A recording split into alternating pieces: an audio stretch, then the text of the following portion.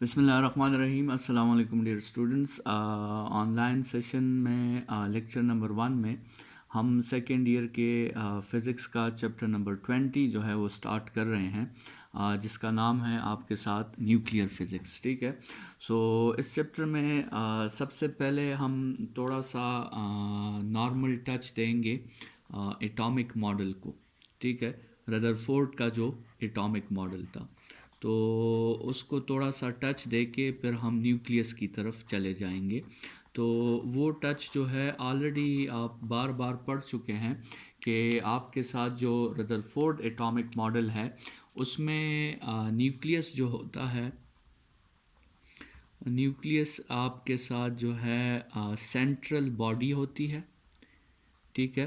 Rutherford atomic model में nucleus जो है वो आपके साथ सेंट्रल बॉडी होती है और इलेक्ट्रॉन्स जो होते हैं वो आपके साथ उस एटम की वेसिनिटी में रिवॉल्व कर रहे होते हैं डिफिनेट पोजीशंस पर या डिफिनेट रेडियाइस पर। ठीक है। सो और ये सेंट्रल बॉडी जो है ये पॉजिटिव चार्ज है और इलेक्ट्रॉन्स जो हैं ये आपके साथ नेगेटिवली चार्ज है। ठीक है। और इसमें हमने रदरफोर्ड एटॉमिक मॉडल में ये भी पढ़ा था कि आपके साथ जो एटम का साइज़ है वो बहुत ज़्यादा बड़ा है एज़ कंपेयर टू न्यूक्लियस के साइज़ से। ठीक है। मतलब न्यूक्लियस का साइज़ नेग्लिजिबल है as compare to the size of the atom. तो अगर हम न्यूक्लियर साइज़ की बात करें तो उसमें कुछ वैल्यूज़ हैं जो आपको याद होनी चाहिए। एमसीक्यूज़ में आपके साथ वो हेल्प कर सकती है। अगर हम एक न्यूक्लियस की साइज़ की बात करें तो वो आपको याद होनी चाहिए। एक प्रोटॉन के साइज़ की बात करें तो वो आपको याद होनी चाहिए। एक न्यूट्रॉन के साइज़ की बात करें तो वो आपको याद होनी चाहिए। तो न्यूक्लियस की साइज़ जो है वो normally in the range of 10⁻⁻10 metres होती है। ठीक है।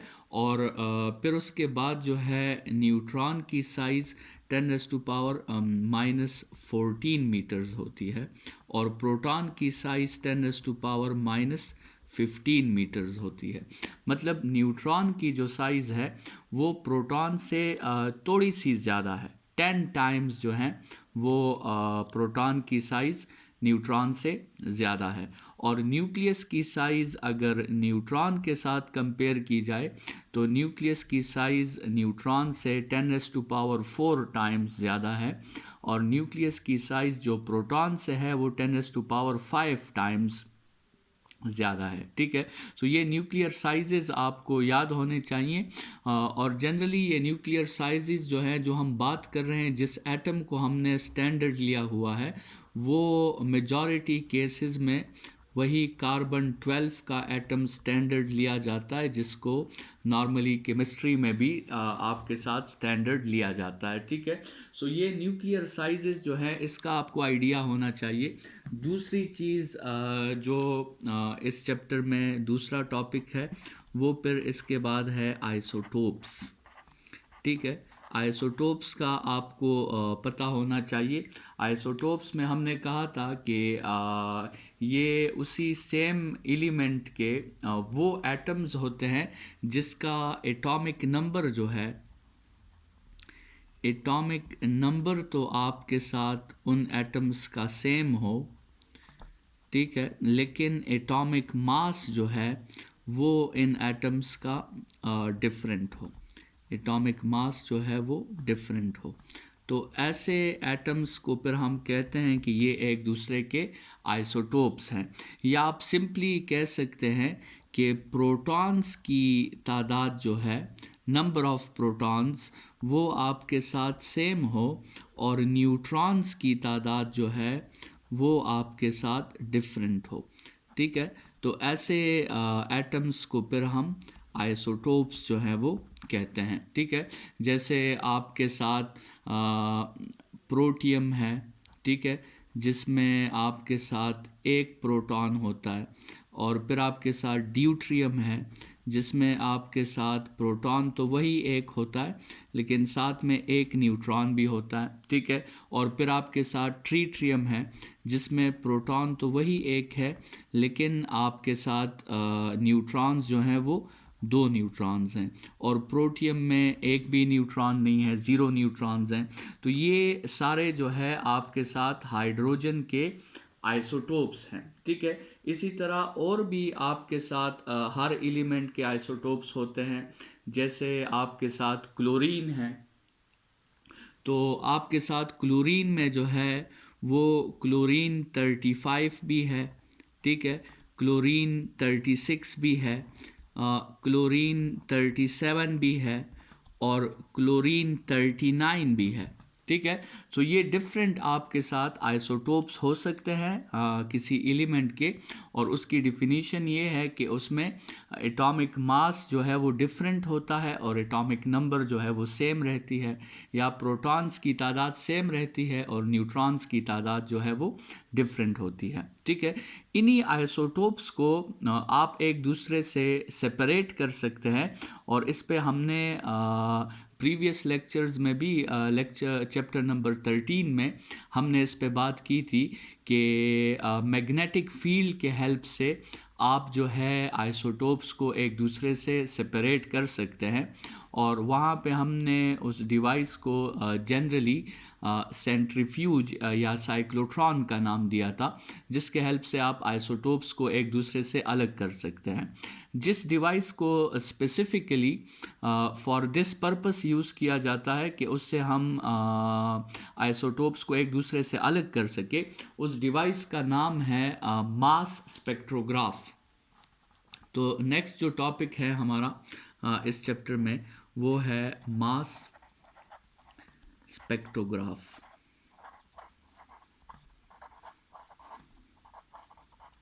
ठीक है। ये वो डिवाइस है जिसके हेल्प से आप जो है किसी भी एलिमेंट्स के आइसोटोप्स को एक दूसरे से अलग कर सकते हो, ठीक है। इस डिवाइस, ये तो इसकी डिफिनीशन हो गई कि it is used to separate isotopes, ठीक है। इसका जो मेन वर्किंग प्रिंसिपल है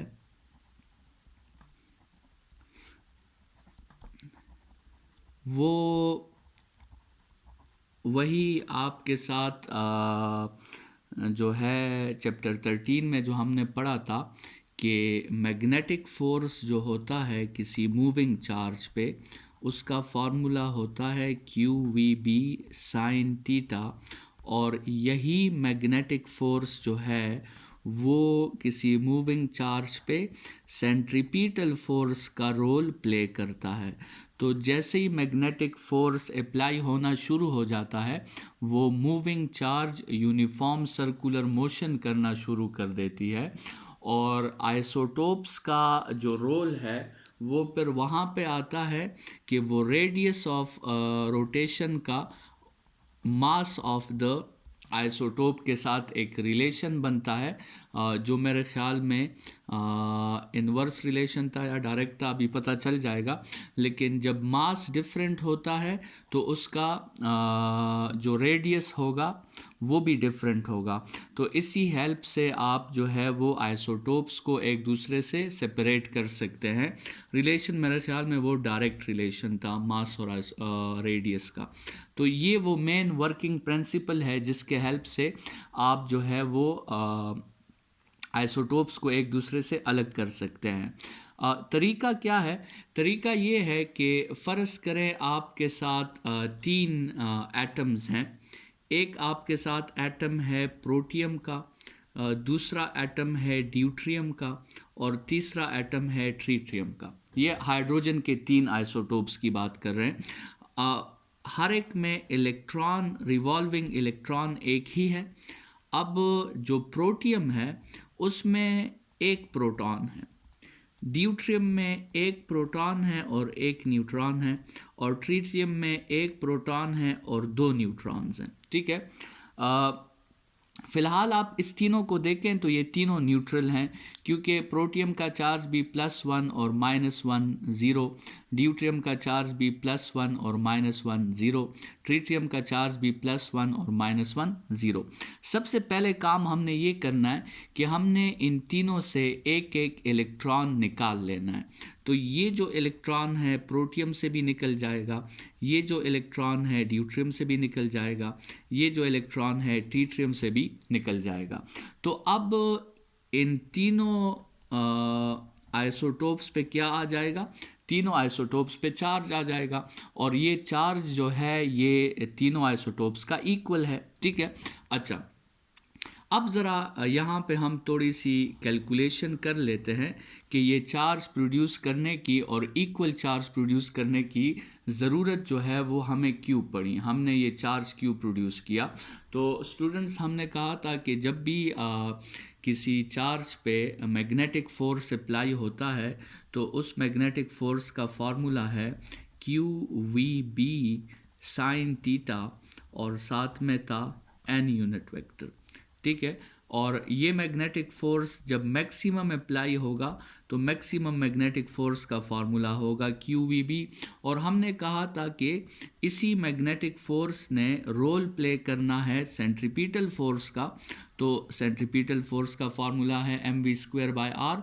और अगर हम इन दोनों को इक्वल कर लें, QVB को इक्वल कर लें mv²/r के, तो ये एक v तो इसके साथ कैंसिल, और यहाँ से अगर हम r को सब्जेक्ट कर लें तो हमारे साथ आता है mv/qb। ठीक है, mv/qb। अच्छा, ये वो मेन फार्मूला है जिसके हेल्प से आपने उन आइसोटोप्स को एक दूसरे से अलग करना है। ठीक है। और इसमें हम क्या करेंगे कि इन तीनों चार्जेस को हमने अब एक मैग्नेटिक फील्ड में इंटर करना है। लेट्स सपोज ये वो रीजन है मैग्नेटिक फील्ड का जिसमें हमने एक मैग्नेटिक फील्ड इंटेंसिटी जो है वो क्रिएट की हुई है। ठीक है, यहाँ पे एक मैग्नेटिक फील्ड इंटेंसिटी क्रिएट हुई है और हमें उसकी वैल्यू का पता है। ठीक है, ये वैल्यू आपके साथ नोन है।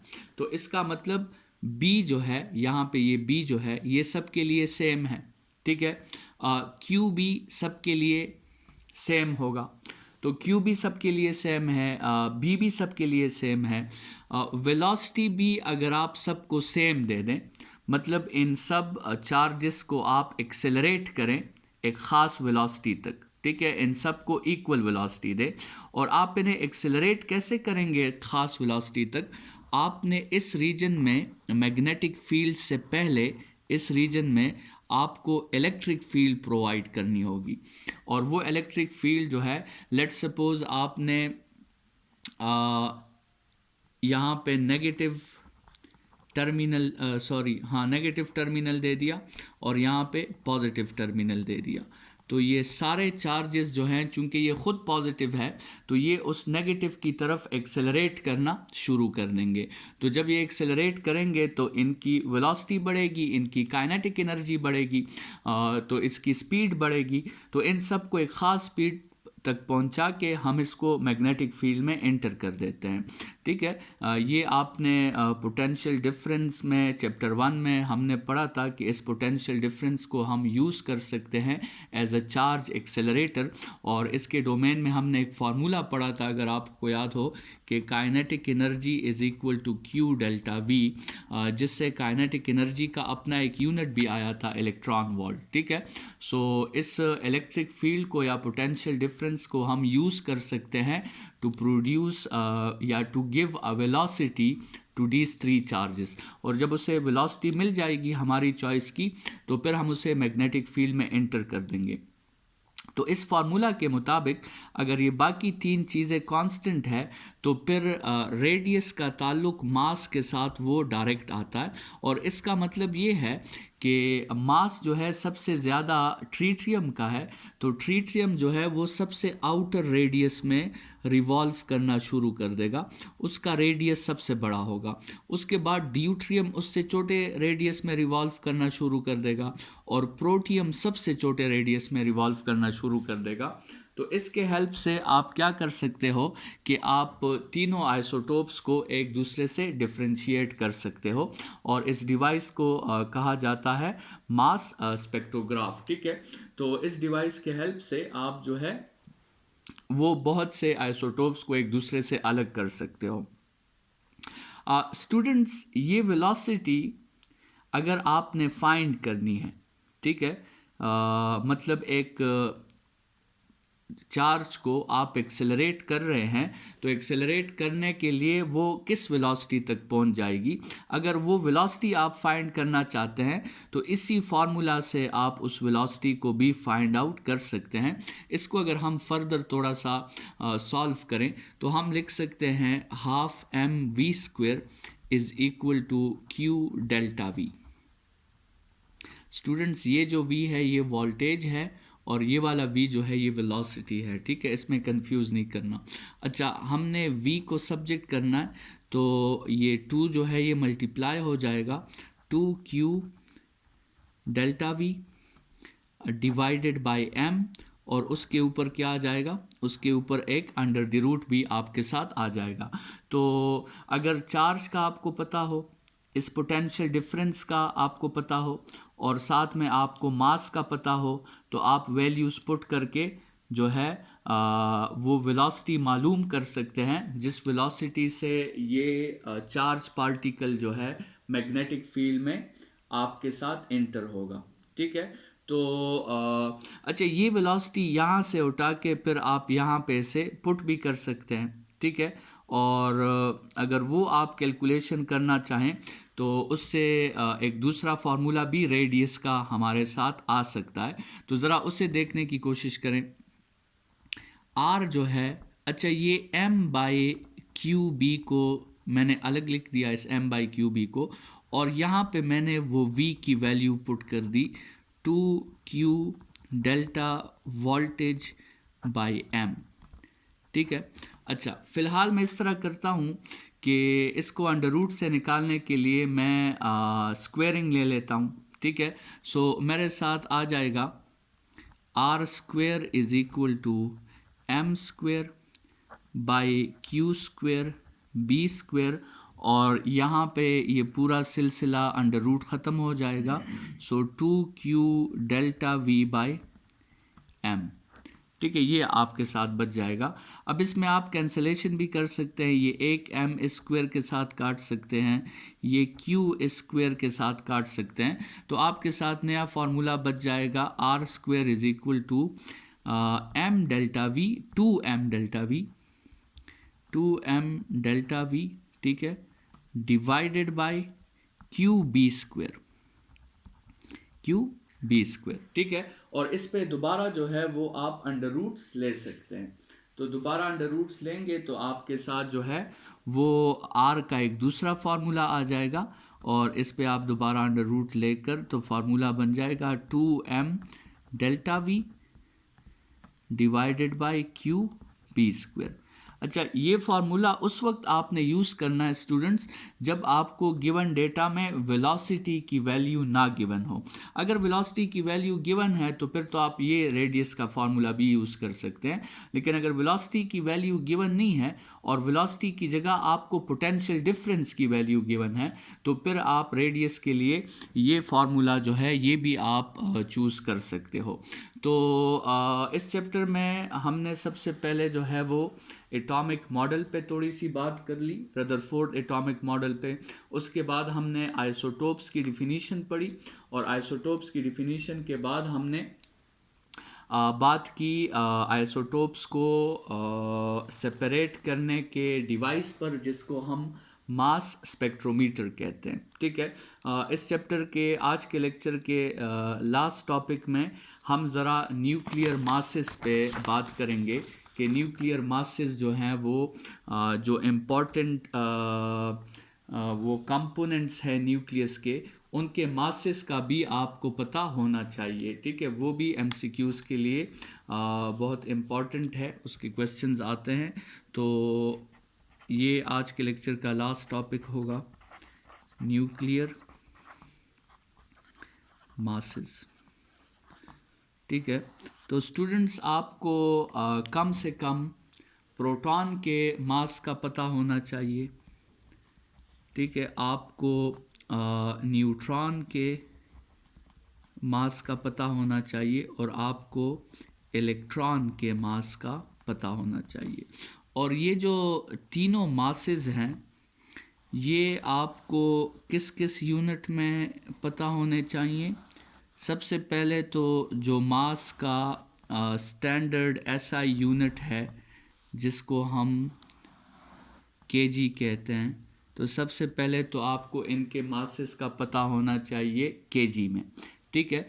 फिर केमिस्ट्री में भी मास का एक यूनिट है जिसको हम एएमयू कहते हैं, एटॉमिक मास यूनिट, जिसको जनरली 1U से रिप्रेजेंट किया जाता है।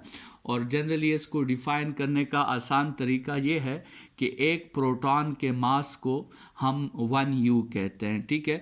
जो आपने केमिस्ट्री में इसको इस तरह डिफ़ाइन किया था कि 1/12 of the carbon atom mass is 1 AMU, ठीक है। तो उस AMU में भी आपने इसका वैल्यूज़ जो हैं वो आपको याद होनी चाहिए। और मास का एक तीसरा यूनिट भी है, उसको हम यूनिट को कहते हैं mega electron volt divided by metre per second whole square, ठीक है। ये भी मास का एक यूनिट है। और ये जो मास का यूनिट है जनरली ये आया कहाँ से, ये उस E=mc² से ये यूनिट आया, जो आपके साथ आइंस्टाइन का एक फार्मूला था E=mc²। तो यहाँ से अगर हम m को सब्जेक्ट कर लें तो आपके साथ आता है E/c²। तो E का यूनिट जाउल है और c स्पीड है तो उसका यूनिट हो जाएगा मीटर पर सेकंड और ऊपर स्क्वायर है। अब जाउल तो बिग बॉडी फिज़िक्स के लिए एनर्जी का यूनिट है। स्मॉल बॉडी में फिर हम जाउल्स की जगह एक छोटा यूनिट यूज़ करते हैं, इलेक्ट्रॉन वोल्ट या फिर मेगा इलेक्ट्रॉन वोल्ट। तो mega electron volt divided by metre per second whole square, ठीक है। फिर अक्सर औकात जो है ये metre per second whole square नहीं लिखा जाता, तो हम मास के यूनिट को सिंपली क्या लिख लेते हैं, मेगा इलेक्ट्रॉन वोल्ट भी लिख लेते हैं। अगरचे हमें पता होता है कि डिनोमिनेटर में मीटर पर सेकंड स्क्वायर जो है वो मौजूद है। स्टूडेंट्स ये यूनिट इसलिए मास के लिए फ़ायदेमंद है कि इस यूनिट से आपको ये पता चल जाता है कि अगर आपने एक मास को एनर्जी में कन्वर्ट करना होगा तो आपको कितनी एनर्जी जो है वो मिल सकती है। मतलब ये जो प्रोटॉन की वैल्यू आएगी इससे हमने ये मतलब लेना होगा कि अगर प्रोटॉन को हम एनर्जी में कन्वर्ट करें तो हमें कितने मेगा इलेक्ट्रॉन वोल्ट्स की एनर्जी जो है वो मिल सकती है। तो ये तीन पार्टिकल्स के मासेस आपके साथ केजी में भी आपको याद होने चाहिए, AMU या U के यूनिट में भी आपको याद होने चाहिए और मेगा इलेक्ट्रॉन वोल्ट के यूनिट में भी आपको याद होने चाहिए। तो ये जो इलेक्ट्रॉन का आपके साथ मास है वो है 9.11 इंटू 10⁻⁻31 kg, ठीक है। जो कि सबसे कम मास है आपके साथ, वो इन तीनों में वो इलेक्ट्रॉन का मास है। न्यूट्रॉन का जो आपके साथ मास है वो है 1.67 इंटू 10⁻⁻27 है, आई थिंक -27 kg, ठीक है। और प्रोटॉन का जो मास है वो आपके साथ 1.67 इंटू 10⁻⁻27 kg है। स्टूडेंट्स यहाँ पे आप देखें तो प्रोटॉन और न्यूट्रॉन का मास जो है वो बिल्कुल आपको सेम लग रहा है, लेकिन याद रखें कि न्यूट्रॉन का मास जो होता है वो प्रोटॉन से थोड़ा सा ज़्यादा होता है। न्यूट्रॉन का साइज़ भी प्रोटॉन से थोड़ा सा ज़्यादा है और न्यूट्रॉन का मास भी प्रोटॉन से थोड़ा सा ज़्यादा है, लेकिन वो असल में हमने उसका जो ये सिग्निफिकेंट फिगर्स जो हमने लिखे हैं ना, सिर्फ तीन सिग्निफिकेंट फिगर्स लिखे हैं।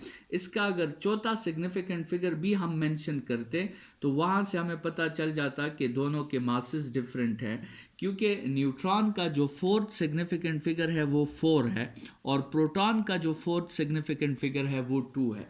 तो यहाँ से हमें पता चल जाता है कि फिर प्रोटॉन और न्यूट्रॉन का मास थोड़ा सा डिफरेंट है, लेकिन 3 सिग्निफिकेंट फिगर्स तक दोनों का मास जो है वो फिर सेम है। स्टूडेंट्स, अगर यू यूनिट की बात की जाए तो प्रोटॉन का यू यूनिट में जो मास है वो है 0.00054, 0.005, बल्कि 55 कर दें।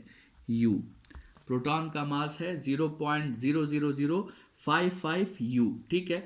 अच्छा, न्यूट्रॉन का जो मास है वो 1.0086 है, 1.0086 यू, ठीक है। और प्रोटॉन का मास इससे थोड़ा सा कम होगा, ठीक है। तो वो प्रोटॉन का जो मास है वो 1.0072 है, 1.0072 यू है, ठीक है। तो ये इनके यू के यूनिट में भी आपको मासेस याद होने चाहिए। अगर हम इसकी एनर्जी की बात करें, मतलब अगर हम इलेक्ट्रॉन को एनर्जी में कन्वर्ट करना चाहें तो हमें कितनी एनर्जी मिलेगी? हमें 0.511 मेगा इलेक्ट्रॉन वोल्ट की एनर्जी मिल जाएगी। अगर हम न्यूट्रॉन को कन्वर्ट करेंगे तो हमें 939.57 है, जिसको सिंप्लिसिटी के लिए फिर हम 940 भी ले सकते हैं, मेगा इलेक्ट्रॉन वोल्ट की एनर्जी मिल जाएगी। और अगर हम प्रोटॉन को कन्वर्ट करेंगे तो 938.27 मेगा इलेक्ट्रॉन वोल्ट की एनर्जी हमें मिल सकती है। तो स्टूडेंट्स, ये न्यूक्लियर मासेस हैं जो आपको केजी के यूनिट में, यू के यूनिट में और मेगा इलेक्ट्रॉन वोल्ट के यूनिट में आपको याद होने चाहिए। आज का लेक्चर इसी बात के साथ ख़त्म करते हैं। नेक्स्ट लेक्चर में फिर हम मास डिफेक्ट पे और बाइंडिंग एनर्जी पे बात करेंगे। तो आज के लेक्चर के लिए इतना ही। अपना ख्याल रखिए। Thank you students.